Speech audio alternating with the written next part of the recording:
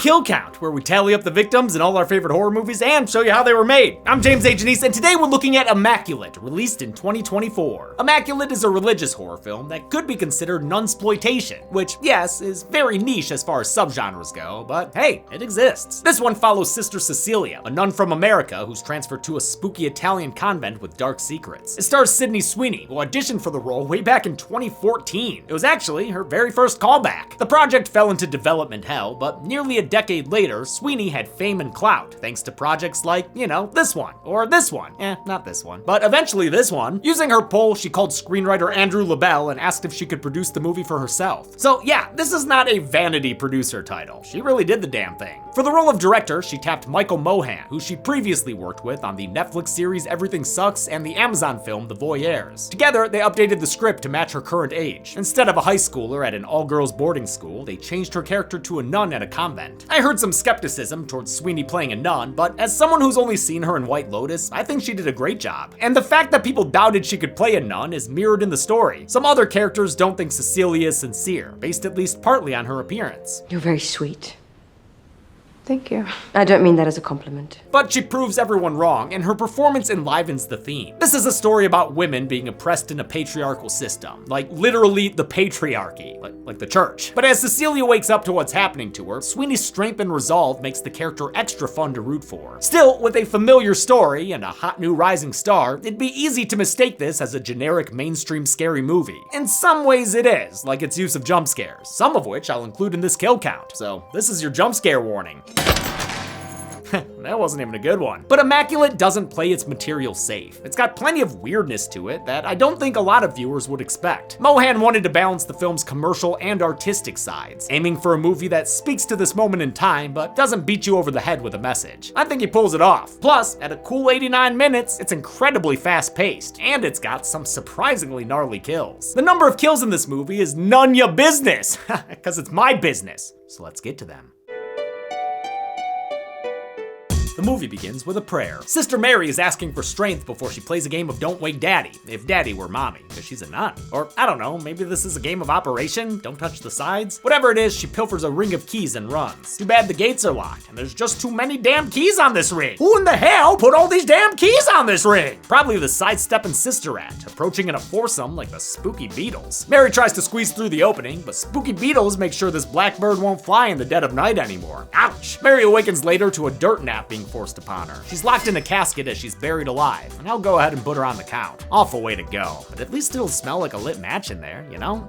Gotta focus on the positives. A young woman named Cecilia is migrating to Italy to become a nun. It's a long way from home. Just outside of Detroit, Michigan. Oh shit, yeah! What up, D-Town? She even said just outside of Detroit, which is exactly what I always say. I grew up in a suburb. I'm trying to claim cred from the D. She still can't really speak Italian, and plenty of people question why she's doing this, for various reasons. You're very young to be a nun, aren't you?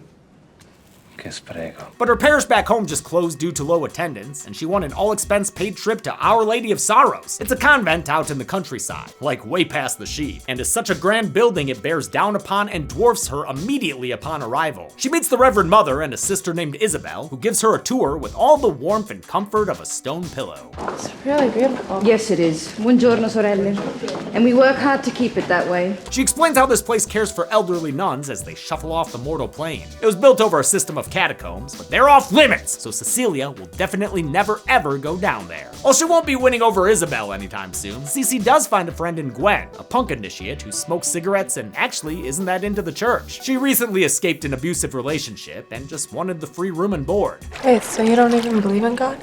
Of course I do. Life is so cruel. Only a man can be responsible. Pretty soon, it's ceremony time. Cecilia puts on her finest porcelain doll attire and a sharp black scapular to complete the look. She heads to the chapel to take her vows, where she meets Father Tedeschi in person for the first time. He's the guy who invited her here and covered the costs. Right away, you know his nice guy act is a mirage. I mean, look at him. He's up to some shit. Tedeschi has to translate her vows into English. They mention, like, Jesus brides? What? Let us rejoice, for the marriage of the Lamb has come, and his brides have made themselves ready. I thought that dude was a bachelor. In any case, she swears off material possessions and sex, then kisses the cardinal's godfather ring and officially becomes a nun. They have a swanky celebratory dinner with a sweet cross table. Way to theme the decor, I love it. A table formation is a direct reference to Black Narcissus, a 1947 British film that Immaculate used for many visual references. This whole place is an opulent change for Cecilia, who grew up with lesser means. Wonder if she was from downriver like me. She tells Tedeschi what led her to the church, a near-death experience she had when she was 12 and fell into a frozen river. I remember this sharp pain of cold. Jesus! Y'all trying to ring jump scare us? She technically died for 7 minutes when it happened, but it was before the movie, so I ain't putting her on the count. Her resurrection instilled a strong faith within her. She believes God saved her life to serve a purpose, and that being a nun is her calling. Tedeschi's backstory isn't quite as dramatic. He used to be a biologist before joining the priesthood. El profesor de ciencia, if you will. While freshening up in the bathroom, Cecilia hears distant crying and tries to follow it. But she's drunk a little too much wine and winds up wandering the winding halls. But she won't whine about it. Not even when she finds a robed sister on the ground whose face is just the color red. She's jump scared by the Mother Superior, who shows her the convent's pride and joy, one of the nails supposedly used to crucify Jesus. It's the OG stigmata. Cece starts hearing holy ghostly whispers and ends up taking a sudden nap. Well, napping when nuns are talking is at least somewhat rude, so she better go confess it to be safe. I must have drank too much wine and embarrassed myself in front of Mother Superior. Got that Catholic guilt down bad. Cardinal Merola can't really hear her though, not from the other side of this funhouse confessional booth. Shit, that ain't fun! Cecilia's dragged into a stroby red room with proby red nuns, a modern rendition of Rosemary's Nightmare. They getting they fingies all up in her face! She wakes up from the nun nightmare to find, wait, what in the hereditary is back there? Oh, I guess nothing at all. She brushes off the experience and gets back to life at the convent, no matter how hard it is for her to understand. What did she say? Damn girl, how you about to enroll in Italian nun school without speaking Italian? We get a montage that feels a little Wes Anderson with how quirky it is, especially since it's accompanied by a jaunty harpsichord. It ain't all fun and games for Cece though, not when she's got Sister Myers staring at her through the laundry. Oh, also not all that fun when the elderly nuns die, but that is the whole point of this place. Death is a part of everyday life here. Izzy told us! One night Cecilia awakens to the most aggressive haircut she's ever had. It's the old patient from earlier who had been creeping while she was sleeping, and when Cecilia leads her back to bed, she notices Bible branding on the soles of her feet. Sydney Sweeney may be a big star now, but she has humble roots in the genre. Her first film role when she was 11 was in the horror comedy ZMD, Zombies of Mass Destruction. As mentioned, her credits also include White Lotus, whose second season featured Italian actress Simona Tabasco, who played Sister Mary from the opening. Cecilia starts to feel ya, unwheel ya, even throwing up over the edge of the tub. At least it wasn't in the tub. Thank God for small miracles. She has to take a urine test, so good thing Sister Myers is there again to scare the piss out of her. Only this time, she's got a red face and a Hitchcock bird? Hey, what the hell's going on around here? She's called into an oppressive meeting with the olds, who question her about her vows. She promises that she's still a virgin, which doesn't make sense to them. And not just because they watch Euphoria. It's because she's freaking pregnant. You are with child. And yet they say her hymen is intact, meaning she's the bearer of a virgin birth. That's worth marking down in her permanent nun record, and given a little fanfare on the soundtrack.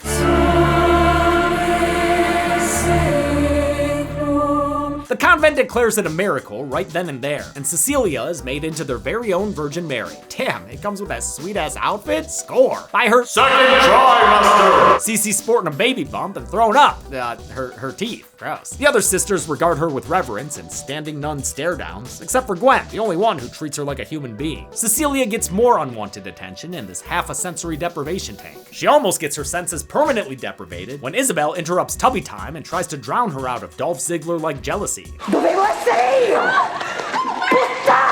She's rescued at the last minute, and Isabel's attack is blamed on mental illness. Later in the courtyard, she sees a body fall off the top of a building in true Damien Nanny style. Oh man, that face is fucked up! Isabel! Hey, thank you for saying who that is, because I can't tell looking at that fucked up face. Production wanted Immaculate's horror to be grounded, so for Sister Isabel's fall, they consulted forensic photos. So it's not only hideous, it's also realistic. At Isabel's funeral, Gwen voices her suspicions. Cecilia, you're 5 months pregnant and you haven't even been to a hospital. When she tries to call out the church leaders and convince everyone this isn't okay, Gwen is dragged away in a swift suppression of dissent. It plants a seed of doubt in Cece, who questions the medical expertise of their shady inside medical man. You're perfectly healthy. I just puked up one of my teeth. She tells them she wants to see an outside doctor, but they say she's got to keep her spermless baby a secret. Shh. While preying on her situation later that night, a holy jump scare reveals a message left by Sister Mary. It's a Bible verse implying things aren't right at the convent. For Satan himself often masquerades as an angel of light. It prompts Cecilia to do some digging around the property. She discovers a drawer containing suspicious research into her past. They maybe have known about her since she was 12 years old and wait, 2009? Oh fuck, I feel old. Worse yet, she discovers Gwen receiving a full-on inquisition, which ends with her tongue getting cut out of her mouth. Oh my god! They just show it all happening? Wow! I love that for them. I feel like I'm watching Saw. She's jump scared by her favorite spooky old lady who offers her words of encouragement.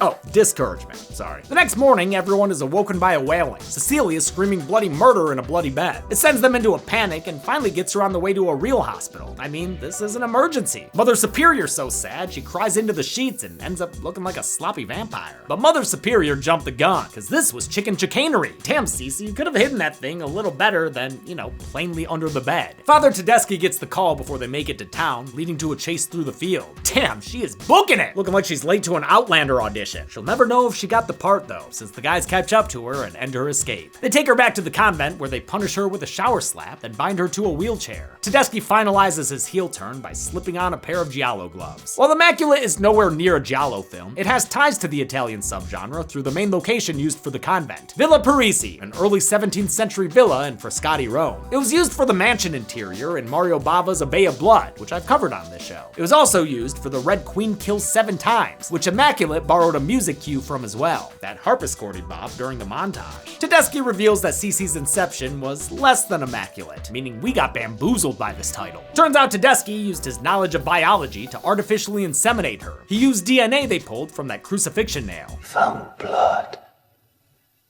tissue, little fragments of bone, a genetic code. All we had to do was crack it. Damn, might as well call this place Our Lady of InGen.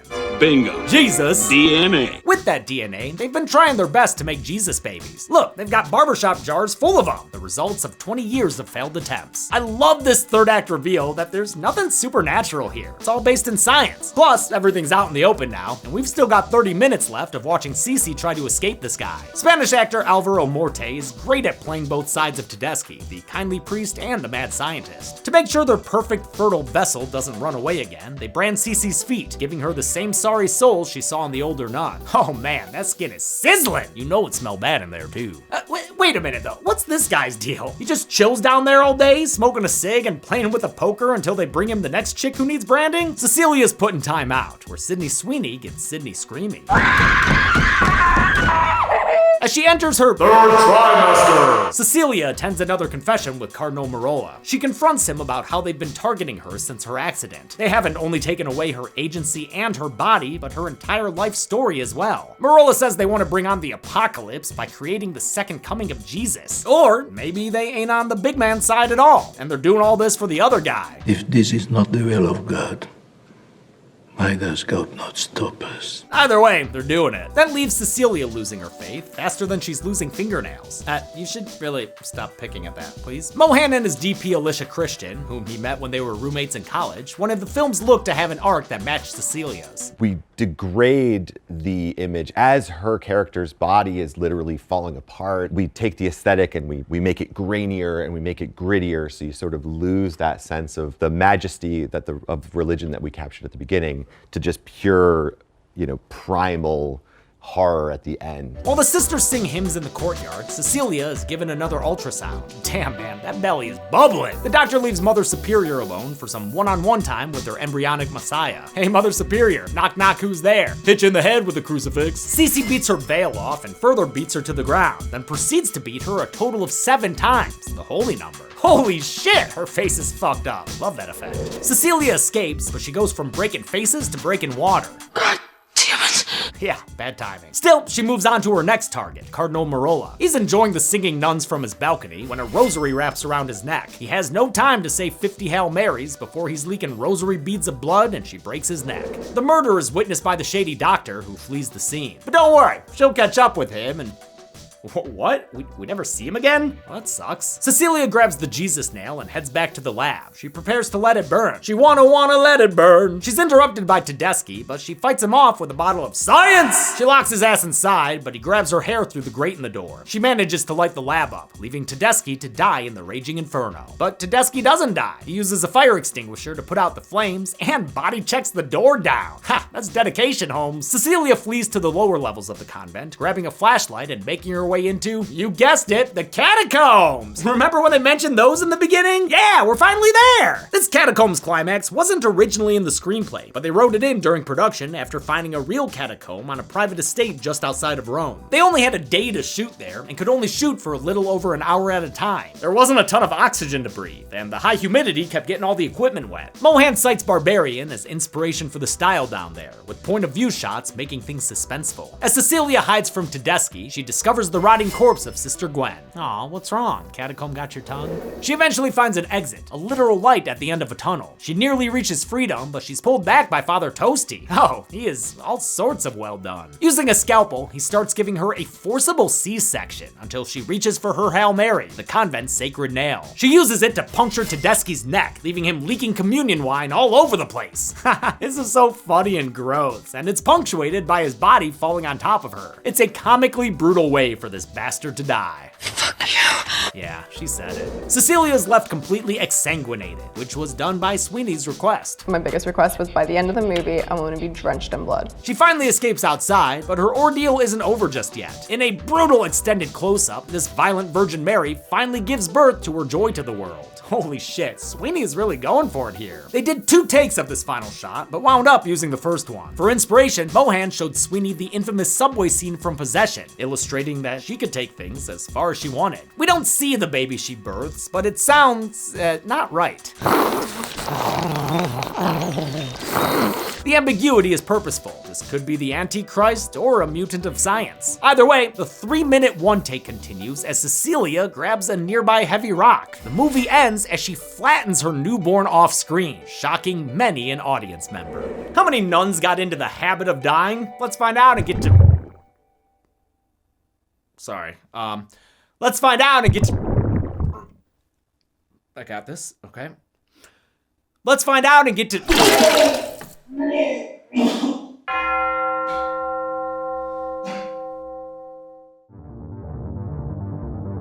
8 people died in Immaculate. There were 2 male victims, 5 female victims, and 1 baby who died before its gender reveal party. That gives us this Passion of the Pie chart. With a runtime of 89 minutes, Immaculate had a kill on average every 11.13 minutes. I'll give the golden chainsaw for coolest kill to Sister Isabel. We've seen plenty of people fall to their deaths on this show, but rarely is the end result so gruesome. Dome machete for lamest kill will go to the patient that died during the montage. And that's it! Immaculate was released in 2024, the week before Holy Week, and it broke Neon's record for biggest opening weekend. We'll keep exploring evil next week, but until then, I'm James A. Janice. This has been the Kill Count. On the next Kill Count. In a small Argentinian town, something has gone rotten. It's up to 2 idiot brothers to stop this new form of evil, a possession that spreads like a pandemic. And just like a pandemic, containment is hard when people don't trust each other or the institutions meant to protect them. La iglesia murieron, doña. Murieron. From filmmaker Damien Rubna, When Evil Lurks is a gorgeously shot película that shows what happens when people disregard safety protocols. Yeah, probably at the Dead Meat Horror Awards, where it did so well, fans started calling it When Evil Sweeps. But it deserved the wins thanks to its emotional performances, top-tier practical effects, and some of the best kills of the year. Like the winner of Best Kill. You know, the part where... Okay. Find out for yourself this week by watching When Evil Lurks. Then on Friday, get naked at your ex-wife's house. Oh, sorry, I mean watch the Kill Count, only on Dead Meat. Papi va a venir a casa en el auto y ¡pum! Evil Lurks can currently be watched on the pictured streaming platforms. Demi always recommends you watch the movie for yourself before its kill count. It's the only way to have your own properly informed opinion. Kill counts are never meant to replace the experience of watching a film. Thanks a lot for watching this Immaculate kill count. I mean, kill count for the movie Immaculate. It's not like a perfect kill count. I mean, maybe it is. I don't know. We've been on a roll this year. Sorry I don't have a fun little outfit for this one. I just, I don't know. Didn't feel like wearing a habit. And I was already priest in The Exorcist, you know? Our final version of this script didn't mention The First Omen, but yeah, it's weird that The First Omen and Immaculate came out within like the same month, and they're very similar movies. What's cool though is that I really like both of them. Even though they're so similar, they offer different flavors of horror. If you like The First Omen, check out our interview with director Arkasha Stevenson over on Scream Dreams. I feel like I gotta plug that more. There are so many great interviews with lots of awesome horror people. They're done by me and Catherine Corcoran and Barbara Crampton. So watch those videos and subscribe to that channel. Thanks everyone. Be good people.